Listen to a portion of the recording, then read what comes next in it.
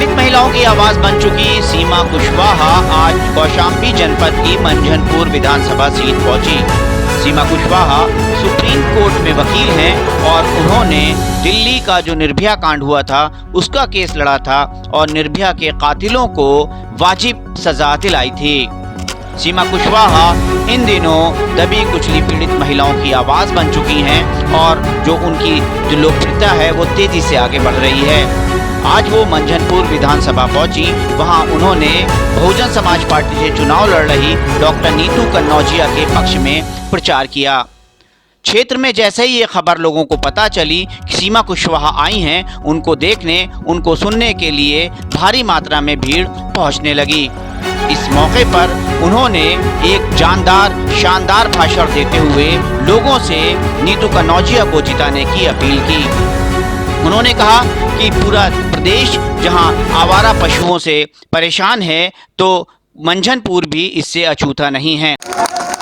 आज मैं आप लोगों से एक अपील करने आई हूं। आपकी बहन नीतू कन्नौजिया जी, डॉक्टर नीतू कन्नौजिया जी, इनसे जब अभी हमारी बात हो रही थी, इन्होंने बताया इस क्षेत्र से मंझनपुर की विधानसभा सीट से कभी कोई महिला चुनाव नहीं लड़ी है। इस बार मंझनपुर के मेरे भाइयों, माताओं, बहनों, आप सबसे मेरा अनुरोध है, आप दिखा दो कि जब कोई महिला सत्ता में बैठती है तो वो किस तरीके से विकास करती है। ये हमारी बहन जी ने प्रूव करके दिखाया है। और आज इस मंझनपुर की धरती से आपकी बेटी नीतू कन्नौजिया को आपको सिर्फ जिताना नहीं है।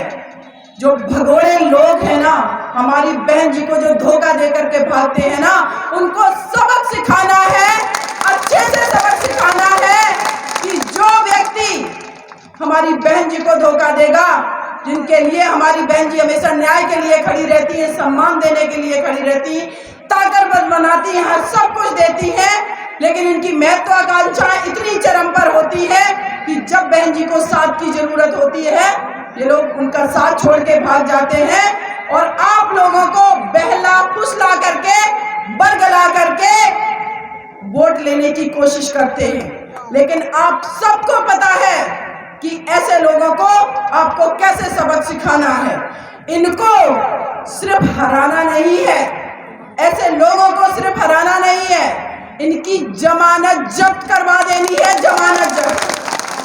साहब कांसीराम जी के खून पसीने से सींची हुई ये पार्टी है, उनकी कमाई लगी है, उनका संघर्ष लगा है, पगडंडियों से, साइकिल से चल करके उन्होंने इस पार्टी को बनाया है और हमारी बहन जी सदा उनके साथ खड़ी रही।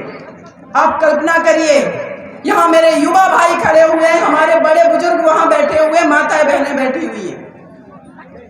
आज कितना मुश्किल है कि एक 21 साल की बेटी घर से निकल करके सत्ता परिवर्तन करने के लिए सब कुछ अपना दांव पे लगा के त्याग करके निकल जाती है। मात्र 21 साल की उम्र में जब हमारी बेटियां, जब हमारे युवा ठीक से बात करना भी नहीं जानते हैं कि राजनीति होती क्या है, ऐसे समय में हमारी बहन जी ने सत्ता परिवर्तन का बिगुल मानवर साहब कांसीराम जी के साथ बजा दिया था।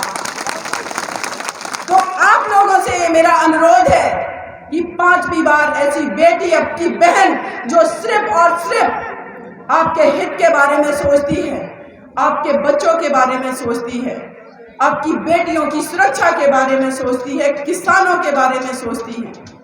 बहन जी का जब शासनकाल था, आपके बच्चों को फ्री में शिक्षा दी जा रही थी। आपको सिर्फ क्या करना था, अपने बच्चों को तैयार करके स्कूल भेज देना था, फ्री में शिक्षा दी जा रही थी।